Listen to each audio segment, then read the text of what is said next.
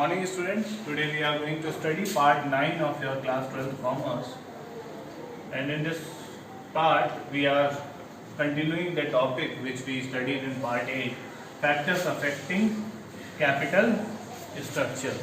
In this first point, means first factor, trading on equity, we have already discussed. Now today we are going to discuss remaining factors. Second is exercise of control.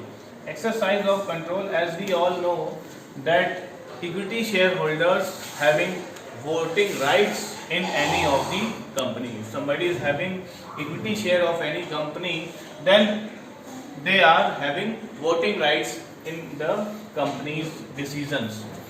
So suppose the board of directors do not want that any of the investors come for voting rights, then they are not issuing equity shares. Instead of equity shares, they issue preference shares or debentures or take loan from any financial institutions. So it is depending upon the company which type of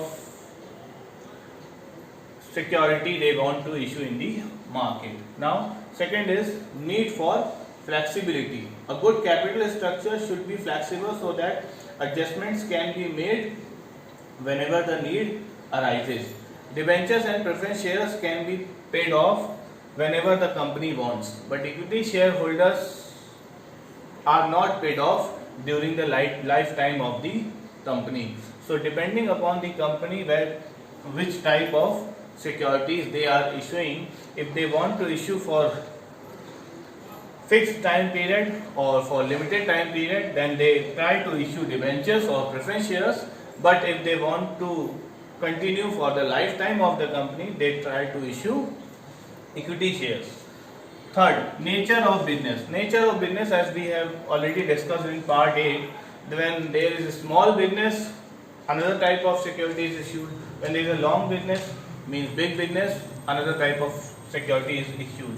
But here nature of business is also pointing out one more thing, that suppose the business is of that type in which there is a lucrative profit or the flow of cash is good, then they do not try to issue equity shares. They think of issuing debentures and preference shares. But if the nature of business is that in which the money is realized after a long period, then they think of issuing equity shares.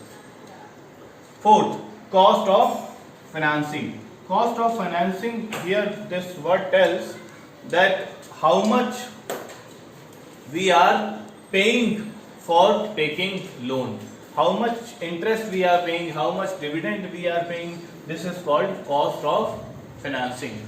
If there is lucrative profit, then and the rate of interest is lesser than the amount which is being realized, then debenture is a suitable decision. Otherwise, shares is a suitable decision.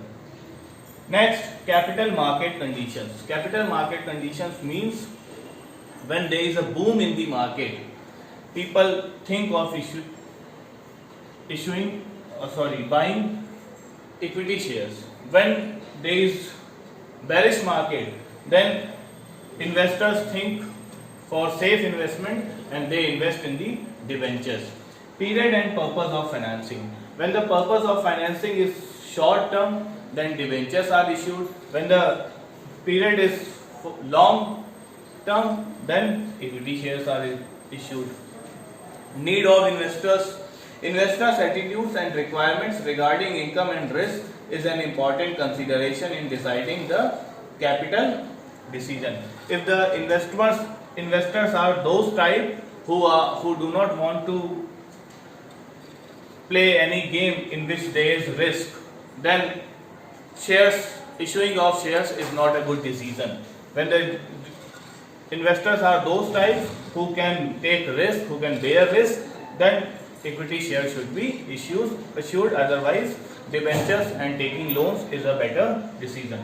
Cash flow position. Cash flow position means inflow of cash and outflow of cash is in which condition in the market. Means, suppose there can be a business in which there is a good